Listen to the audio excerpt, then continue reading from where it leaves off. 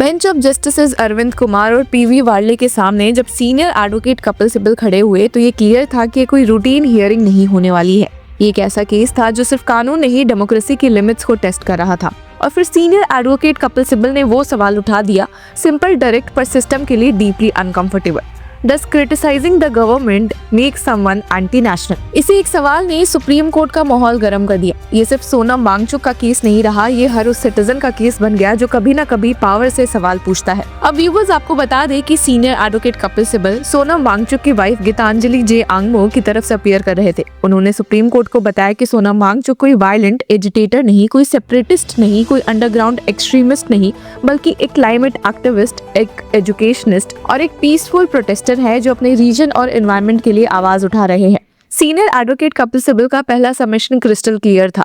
He has a democratic right to criticize and protest against the government and such sentiments do not threaten the security of the state. इसे एक line में पूरी constitutional philosophy छुपी हुई थी। Democracy सिर्फ vote देने का नाम नहीं होता, डेमोक्रेसी का मतलब होता है क्वेश्चन करना, अपोज करना और डिसएग्री करना बिना डर के। अब सीनियर एडवोकेट कपिल सिब्बल ने कोर्ट को ये भी क्लियर किया कि सोनम वांगचुक के खिलाफ कोई भी वायलेंट एक्ट का एलिगेशन नहीं है।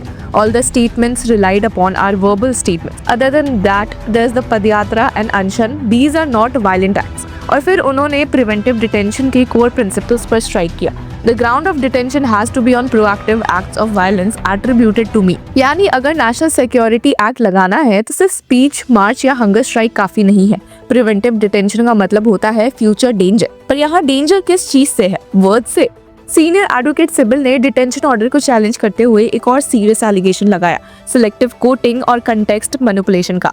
अ detaining authority relying on a statement must rely on the entire statement and can not rely on a sentence or two. उन्होंने कोर्ट को बताया कि पूरा detention order out of context, misleading, false excerpts पर based है, जो एक मैलिफाइड intent दिखाता है। इसके बाद सीनियर एडवोकेट सिब्बल ने ये भी पॉइंट आउट किया कि जिनके बेसिस पर डिटेंशन जस्टिफाई किया जा रहा है उनमें से कई एफआईआर थर्ड पर्सन के अगेंस्ट है, सोनम वांगचुक के अगेंस्ट नहीं। They have relied upon FIR against third persons for this detention.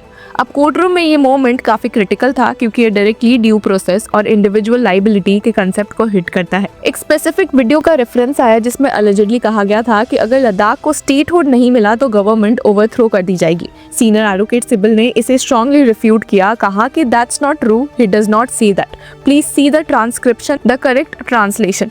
और फिर उन्होंने एक्चुअल स्टेटमेंट एक्सप्लेन की कि if the government does not have affection for citizens, care for its environment, then such a government is an obstacle in the progress of the nation. इसके बाद senior advocate Sibal ने वो line बोली जो court room के बाहर भी गूंजती दिखी, we all need to be prepared to save mother Ladakh and mother India, what is wrong in this.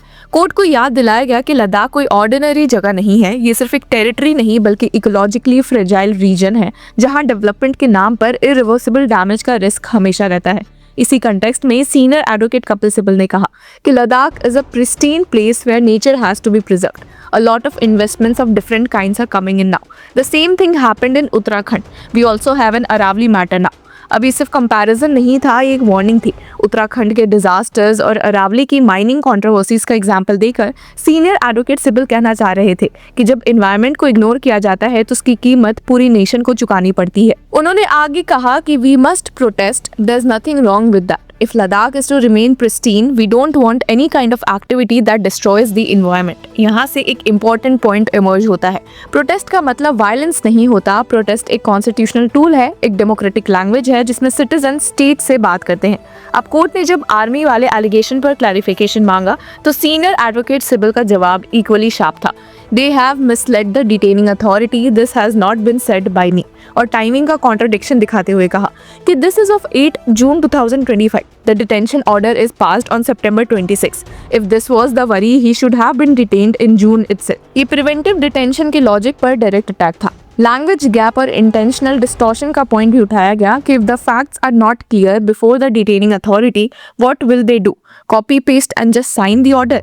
Senior advocate Sibal ने कोर्ट को यह भी बताया कि वांगचुक के पॉजिटिव स्टेटमेंट्स, जहां उन्होंने प्राइम मिनिस्टर नरेंद्र मोदी और गवर्नमेंट की पॉलिसीज की तारीफ की है, उन्हें कन्वीनियंटली इग्नोर कर दिया गया है।